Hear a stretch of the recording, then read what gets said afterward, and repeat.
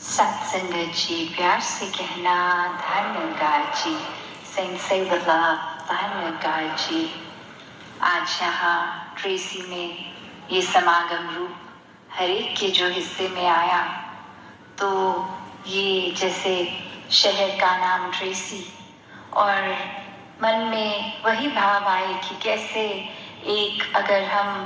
याद करें तो अपने बचपन में ये स्कूल में कुछ भी आर्ट एंड क्राफ्ट का प्रोजेक्ट होता था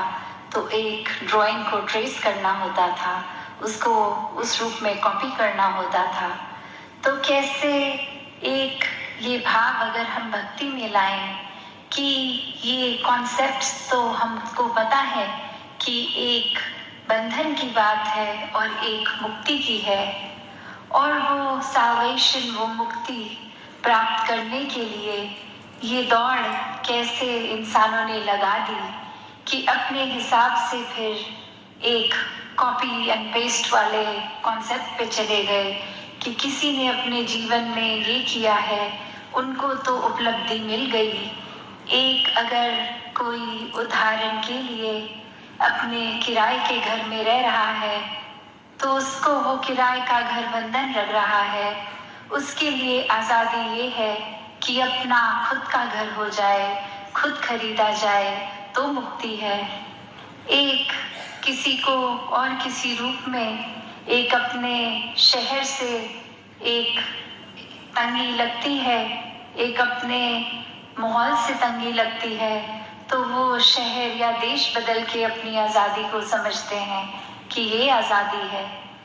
तो इस तरह के कॉन्सेप्ट्स किसी भी तरह से हर एक के बहुत पर्सनलाइज्ड हो सकते हैं कि इस जगह पे रह के हम बहुत कंस्ट्रेंट फील कर रहे हैं,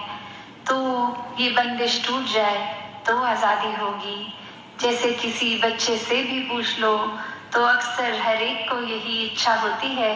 कि अभी स्कूल का टाइम ख़त्म हो, छुट्टी हो जाए, घर पहुँचें और आज़ादी फील हो, खेल सकें। तो कैसे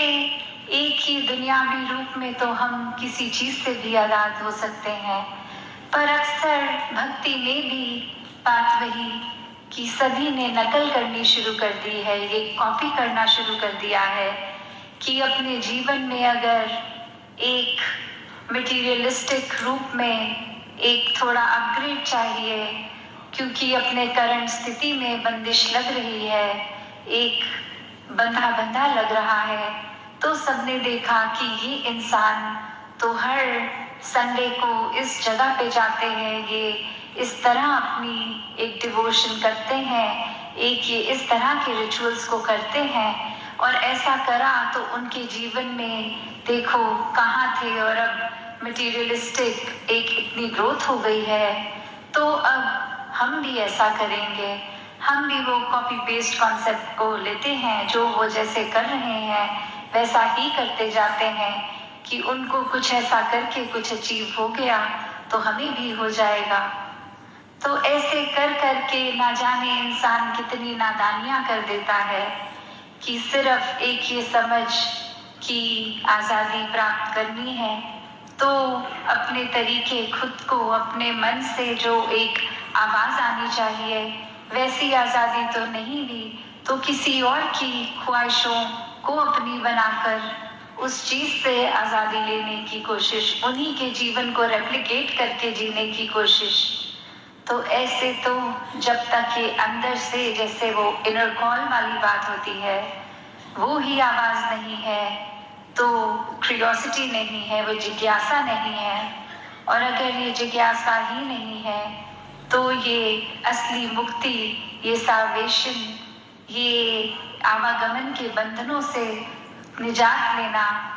ये भी अगर अंदर से नहीं आवाज़ आ रही तो भी इंसान मुक्ति चाहेगा ही नहीं। जैसे जीवन में हर एक के ये उतार चढ़ाव तो हैं,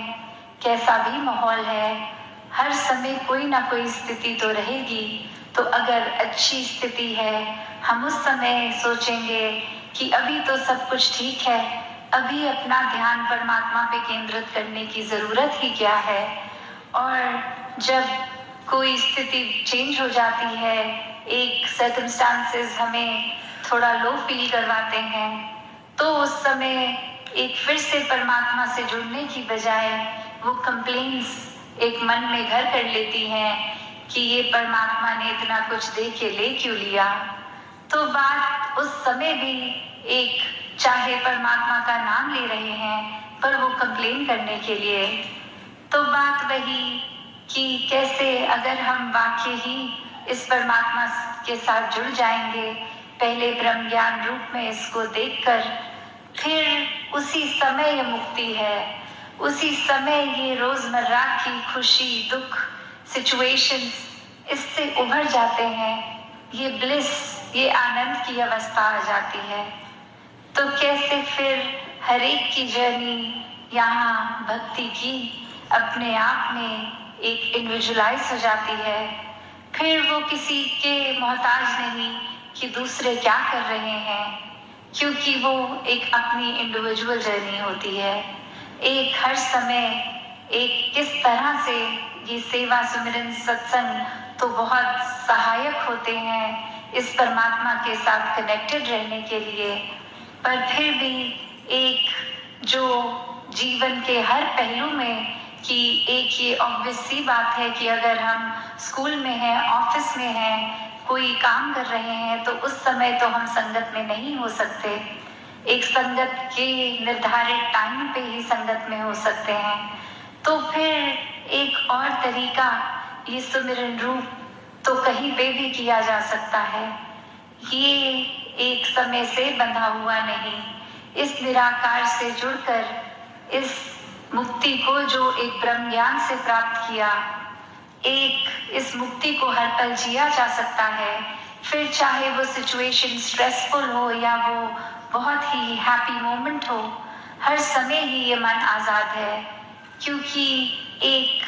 बात वही कि परिस्थितियों ने आते रहना है, चेंज होते रहना है। ये मन हमारा इटर्नली स्टेबलाइज्ड, ये स्थिरता मन की, ये फिर एक कायम रहती है। उसी तरह जैसे कोई पेड़ को अगर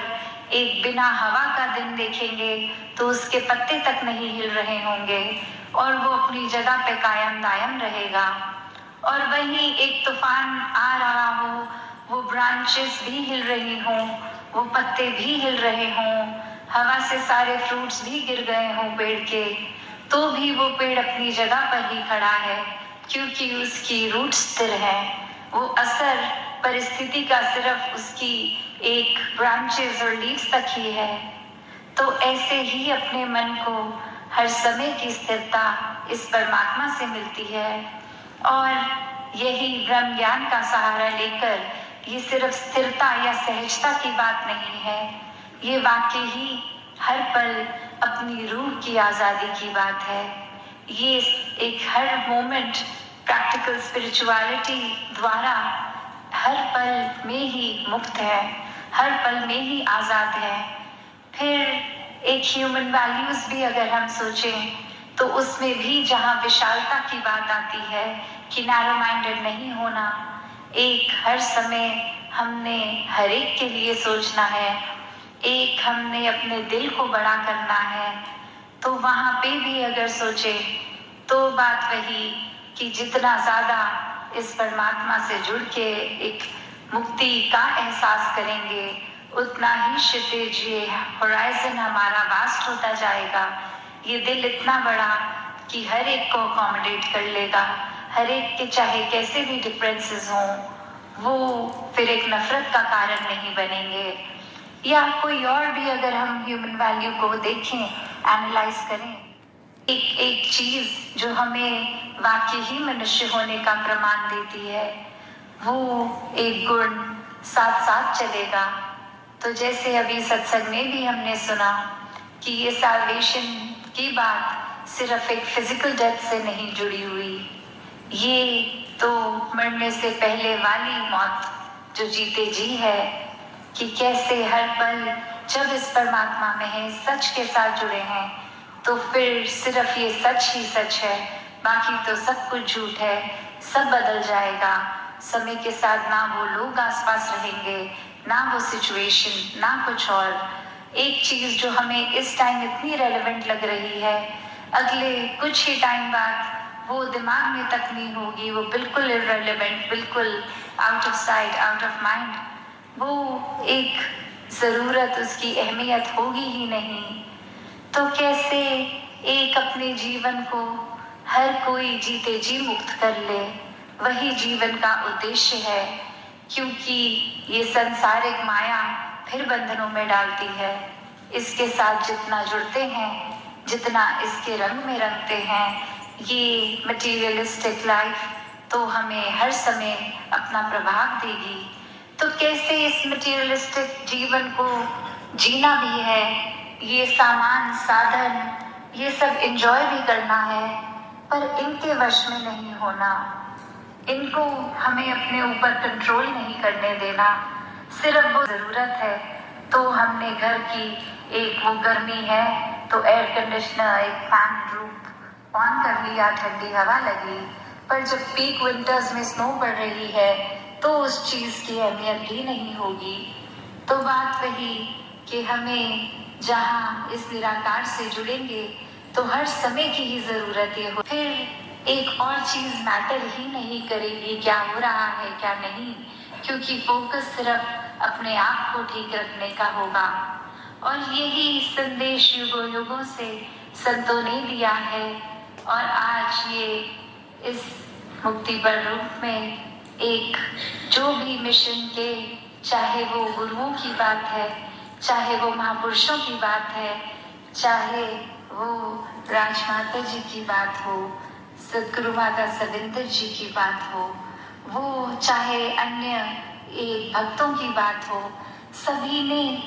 पहले खुद इस निराकार को अपने जीवन का आधार बनाया और फिर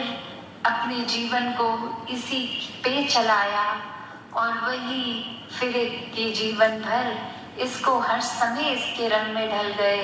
इसी को अपने अंदर बसा लिया, और फिर ये जीवन हर पल का बिल्कुल आज़ाद मुक्त होके चले। फिर वही वो बात आ जाती है, ये अपने आप ही ये फियरलेसनेस भी आ जाती है कि जब कोई डर ही नहीं, ये परमात्मा को प्यार करा, इसको मन में बसा लिया, ये साथ है, ये अंग संग है, ये हर समय है, तो फिर ना कोई आगे की चिंता, ना कोई समय को इस तरह देखेंगे कि पहले तो हमारी लाइफ कितनी कंफर्टेबल थी और अब कितने हम अनईजी हैं। नहीं, वो ख्याल तो आएगा ही नहीं। तब भी निराकार था, जो कर रहा था ठीक था, अब भी निराकार है, जो कर रहा है ठीक है। तो कैसे अपने जीवन को हमने जितना ज़्यादा इस निराकार से जोड़ना है, उतना ही मुक्ति होगी, और हर पल की ये मुक्ति। और फिर एक समय जब ये जीवन खत्म भी हो जाएगा, वो श्वास, वो डेथ आ जाएगी, तो भी क्योंकि हर समय इसका एहसास है, उस आखिरी पल में भी इस निराकार का एहसास है, तो शरीर से ये जब आत्मा भी आज़ाद होगी तो इसको भी पता है कहाँ जाना है, क्या असली घर है। तो वहीं उस रूप में भी वो साधा रही है। तो दासी और मन के भाव ना रखते हुए इन्हीं शब्दों से आपसे आज्ञा लेगी। साथ संगत जी, धन्यवाद जी।